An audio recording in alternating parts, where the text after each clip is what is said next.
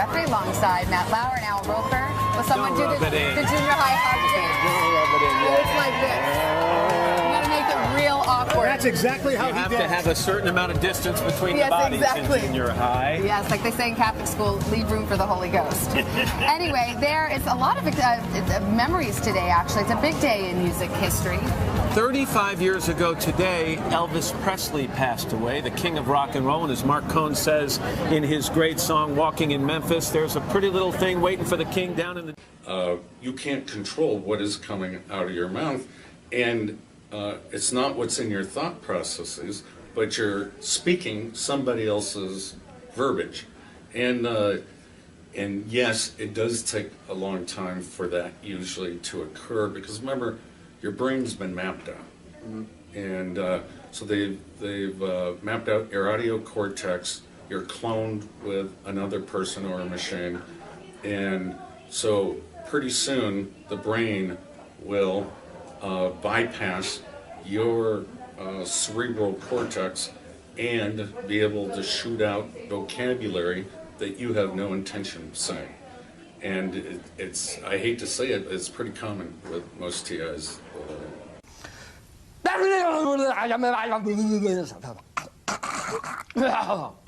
In other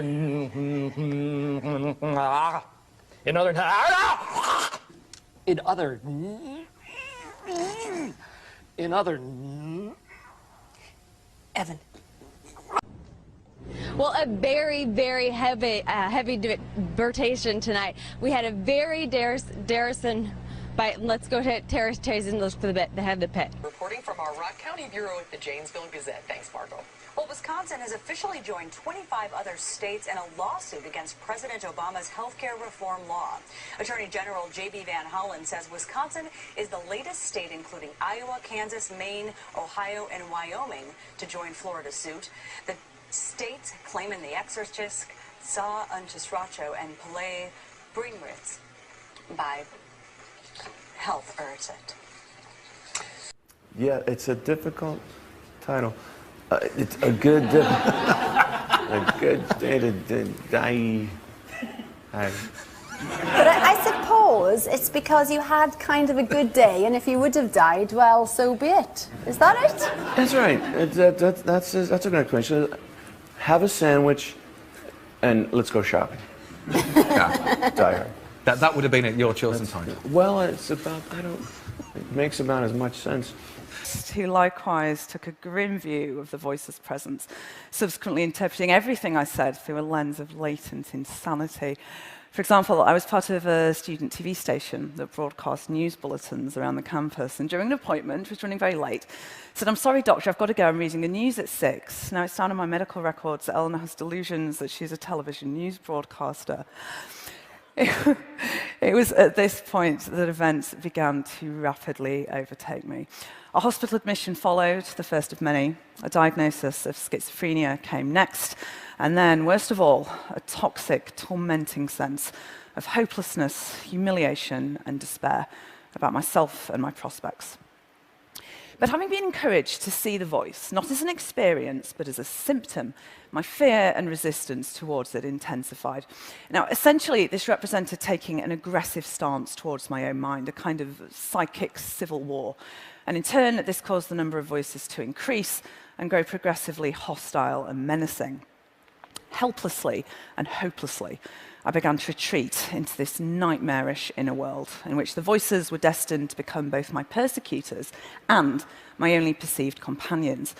They told me, for example, that if I proved myself worthy of their help, then they could change my life back to how it had been. And a series of increasingly bizarre tasks was set, a kind of labor of Hercules. Brainwashing is repetition. So imagine you're sleeping for 8 hours. If the government has access to your brain for 8 hours, imagine what kind of brainwashing they can do on you. I mean, they have 8 hours of your time that you're not doing anything else, and they can just program your brain just like a computer to get you a mental health diagnosis, so that the other people in the population won't believe what you're saying. They'll be told like you're schizophrenic or you're crazy or things like that. to allow the harassment to continue. When in fact, it's a lot of times, a lot of the targets that I know, they're whistleblowers, drug whistleblowers, people who tried to do the right thing or file a lawsuit against somebody, or dated a cop, or dated the wrong person, per se, because it's the wrong person if they're going to throw you in a targeting program if you break up with them. But they've dated somebody who they've broken up with, and that person got upset, and all of a sudden they find themselves being targeted. Victims of testing are left dysfunctional, and rarely are they allowed to work. The strategy is to mimic the dysfunctionality of the mental illnesses and drain the victim's resources so that they cannot find help or shielding. There is no other word for this program other than diabolical. So here's what the guys running the show are planning on spending their money on. And if you look at the commercial IT R&D on the number 2 line, it's $100 billion a year, a factor of 1 million further improvement in silicon, molecular, quantum, bio, and optical. Then we have a category called Beyond Human AI, whatever that means, automatics, robotics in the large, holodecks, ubiquitous multi-physics, hyperspectral sensors, land, sea, air, space, and then finally micro nanosats, GNC sensors, etc. What? Vitamin authentication. Look, I have one right here. Well, here, I'll let you hold it. Would you like to hold it? I'll hold it. Okay. So, you guys see it? This pill has a small chip inside of it with a switch. It also has what amounts to an inside-out potato battery. When you swallow it, the acids in your stomach serve as the electrolyte. That's what they do. And they power it up, and the switch goes on and off. And it creates an 18-bit ECG-like signal in your body, and essentially your entire body becomes your authentication token. Yes, this is true. Okay? Electronic tattoo. So I'm wearing one here on my arm. Do we have here. a camera to get a... This is a developmental system made by MC10, and it has an antenna and some sensors embedded in it. And what we plan to do is work with them to advance a tattoo that could be used for authentication. Now, the medical the medical application. Does Google now know everything I do and everywhere I go? Because let's face it, we like you guys, but you're from Google. Just give it. So this is basically what's going on in your cells right now. These are different fibers assembling, disassembling your cells. This is a molecular machine that walks around in your cells right now. It's called a kinesin and transports things. So for example, when things want to move around your cells, they don't just float around randomly. They actually actively moved around with little machines, little robots, nanobots that power your cells. What you see here is actually an amazing machine coming out of these little pores, which actually assembles other machines. This is like the factory floor of your cells. It's called a ribosome. It reads your RNA. RNA is...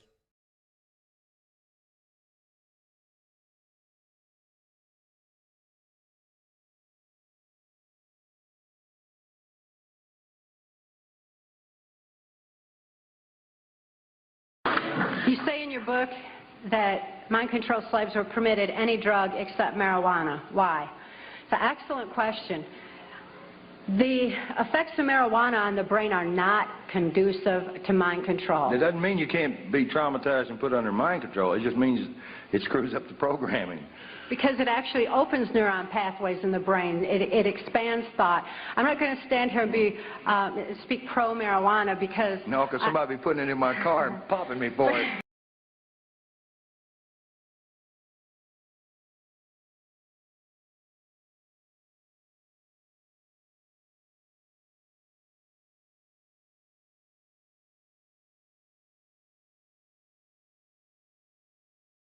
But you asked a good question. So they can control my emotions. Yes. How do they do that? Well, if you put a person under a functional MRI, which most people know about that technology, you can see the points of the brain that light up and classify each emotional state. You can tell that person is an alcoholic, or that person is schizophrenic, or that person feels pleasure or pain, happiness, sadness, and etc. throughout all the emotions. Now, what people don't know is you can induce those sets, it's called an emotional signal cluster, onto other human beings. So literally copying what another person is feeling and those emotions onto you. When one examines the evidence and steps back to take in the entire picture, there can be no doubt that the vast majority of human beings live their lives quite literally in a socially and biologically induced trance. And it is due to this trance-like state of the people that we now find the world in such a degraded state. Therefore, the solution becomes clear. Mankind must awaken.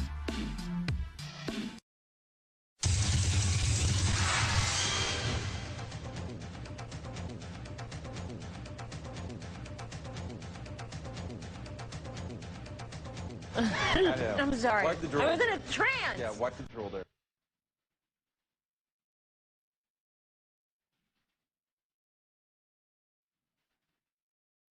And there are actually several technologies, there are at least 4 different technologies that can pipe voices into the human head that only that person will hear.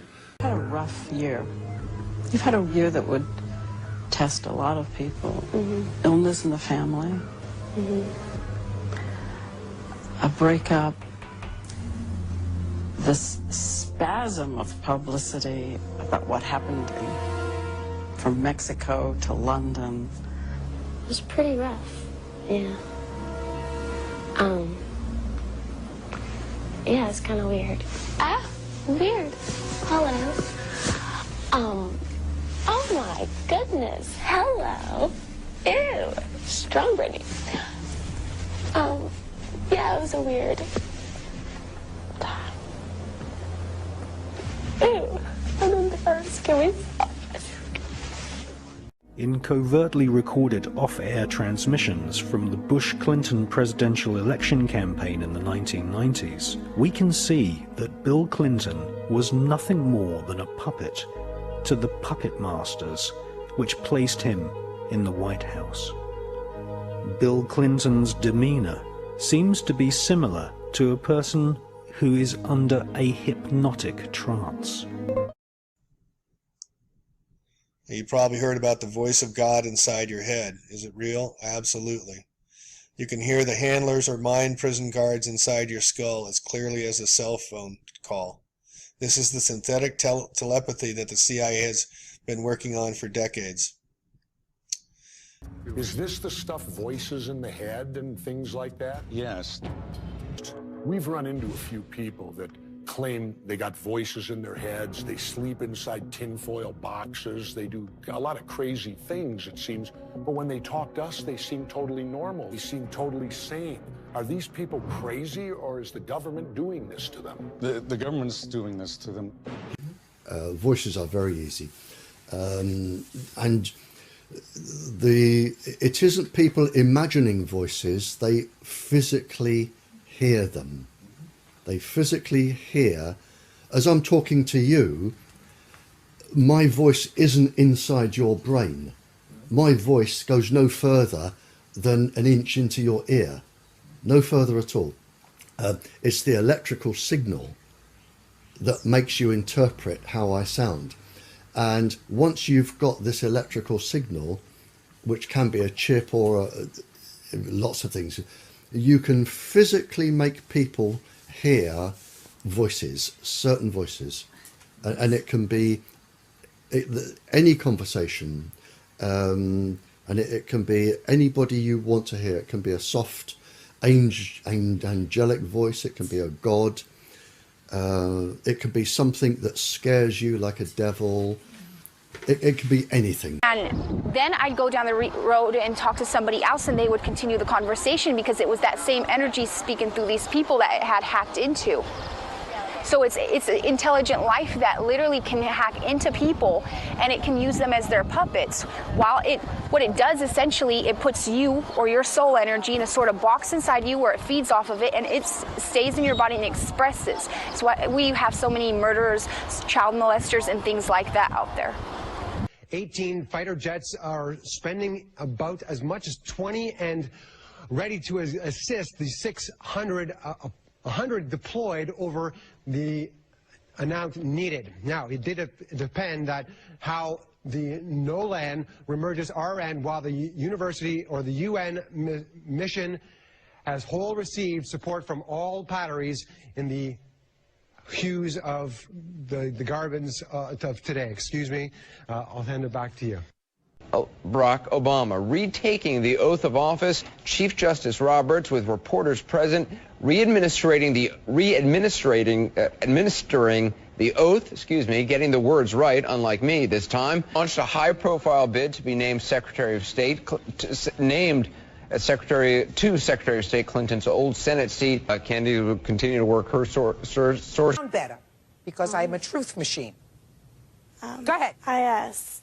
IA is not an answer. Don't give me baloney. I had a little bit. Just pay attention. Listen to me. You're a big baby. I'm going to go back to you, sir. I want you to tell me about this cousin, Stephanie. What?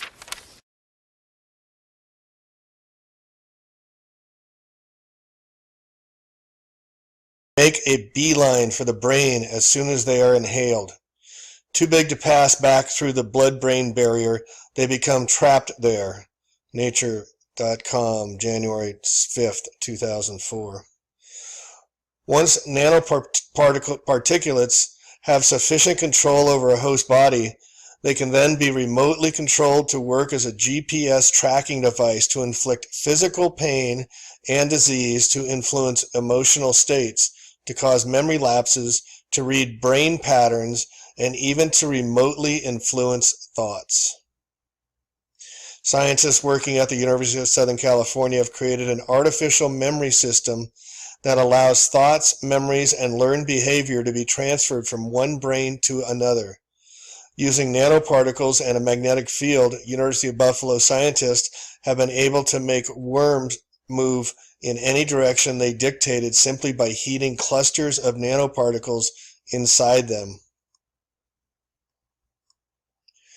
These fibers contain nano components which construct and install nano implants, which the aggregate of constitutes what is commonly known as a biological application programming interface, allowing for complete monitoring and control of all body and mind function in a given host, you and everyone on the entire planet, or plant.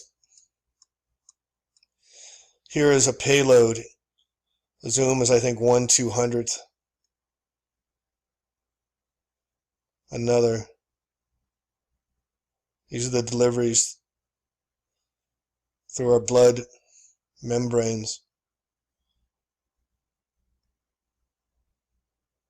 These are in all of us,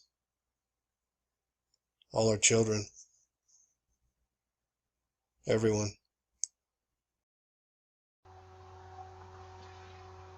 And it works in reverse. As creepy as this may sound, it works in reverse as well.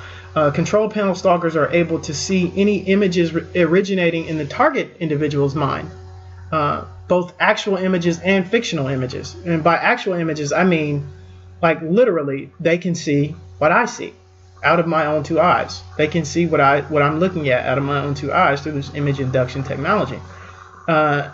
But they can also see fictional images. So any thoughts of images that are in my mind. So if I'm thinking about something in my memory, something that happened several years ago, and I have an image of that in my mind, then they can actually see that too. Or if I'm imagining something, there's an image that I'm imagining in my mind, they can actually see that too. And I know that sounds very science fiction, very crazy, but again, look at Dr. Robert Duncan's book, you'll see that it's not. This may be the most amazing picture you'll ever see in your life. This is a phase 2 subject with a nano camera in the left eye, only viewable with the proper wavelength of black light.